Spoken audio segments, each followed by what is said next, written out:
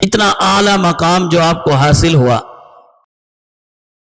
کوئی تو ایسی خصوصیات ہوں گی، کوئی تو ایسے اعمال ہوں گے، کوئی تو ایسی وجوہات ہوں گی جس نے صدیق اکبر کو صدیق اکبر بنایا۔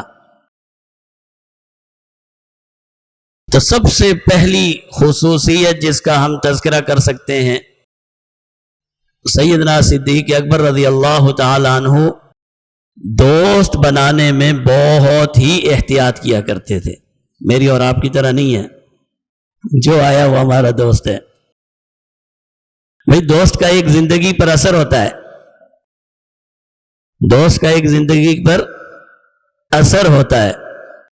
اگر دوست اچھا، صحبت اچھی، تو پھر انسان کی زندگی میں بھی اچھائیاں بڑھتی ہیں، اور اگر دوست برا، صحبت بری، انسان جتنا بھی اچھا ہو پھر آخر کہیں نہ کہیں ڈگمگا جاتا ہے۔ تو صدیق اکبر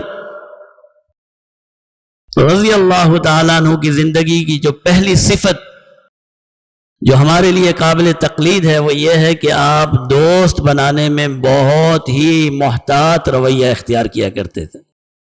صحبت، کسی کے ساتھ بیٹھنا اٹھنا، کھانا پینا، دوستی یاری، ہر ایک کے ساتھ، ویسے تو اپنے زمانے کے اور اپنے شہر کے سب سے اعلیٰ اور سب سے مالدار اور سب سے زیادہ ذہین اور فتین اور عزت دار شخص کے طور پر جانے جاتے تھے، اور آپ کا حلقہ احباب بہت ہی وسیع تھا، لیکن آپ کے دوست بہت ہی کم تھے۔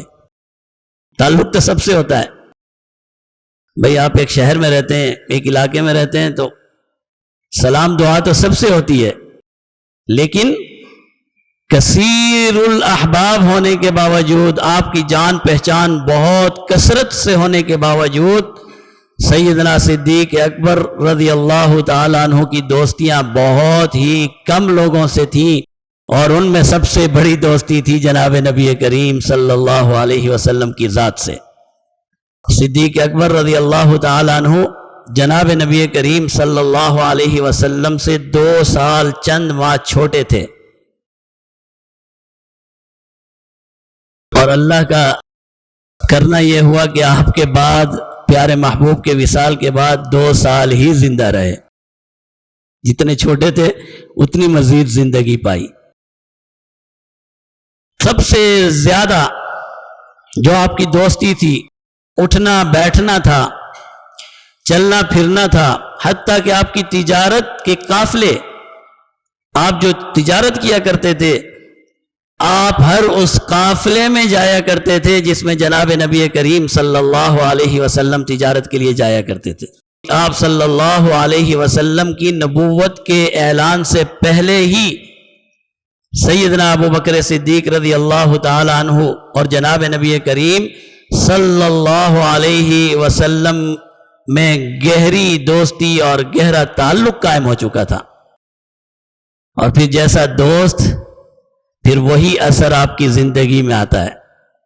تو جس کا دوست رحمت دو عالم صلی اللہ علیہ وسلم ہو تو پھر اس کی زندگی کتنی پاکیزہ اور معطر ہو سکتی ہے، اس کا میں اور آپ تو تصور بھی نہیں کر سکتے۔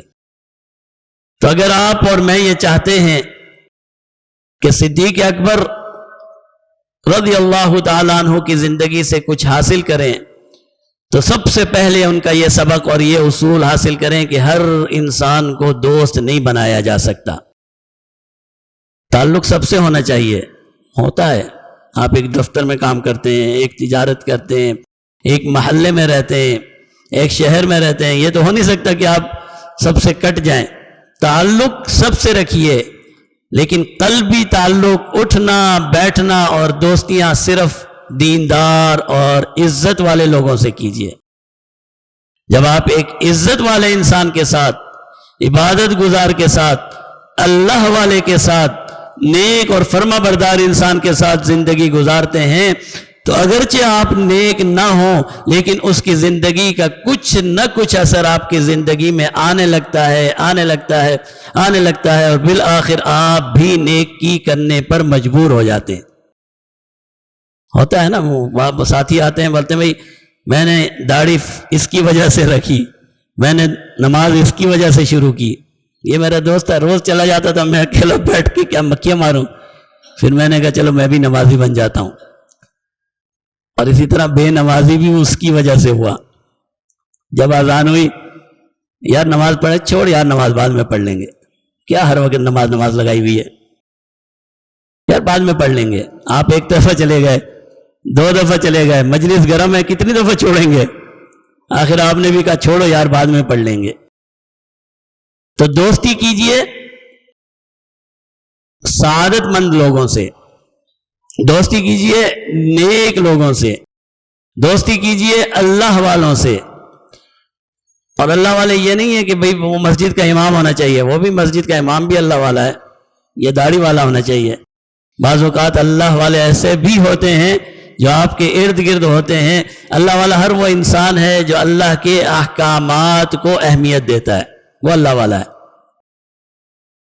اور جو اللہ کے احکامات کو اہمیت نہیں دیتا وہ اللہ والا نہیں ہے، پھر چاہے کچھ بھی ہو. جو اللہ کے احکامات سن کر انہیں قبول نہیں کرتا، پھر وہ کیسا اللہ والا ہے. تو پہلا فلسفہ جو صدیق اکبر کی زندگی کا ہے، دوستی میں احتیاط، دوستی میں احتیاط.